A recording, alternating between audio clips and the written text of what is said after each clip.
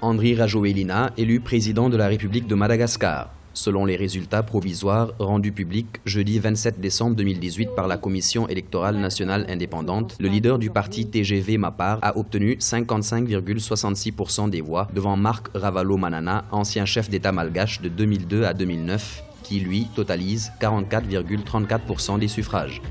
Les résultats sont de mon point de vue le fruit d'élections libres, qui ont été constatés par tous, démocratiques, puisqu'il y avait 36 candidats et 2 finalistes, et puis surtout un bon déroulement de ces élections qui d'ailleurs a été salué par les observateurs internationaux, la communauté internationale, au premier rang desquels l'Organisation des Nations Unies. Les 5 prochaines années seront déterminantes pour le président Rajoelina, notamment sur le plan économique. D'après la Banque mondiale, 75% des 25 millions de Malgaches vivent avec moins de $2 par jour.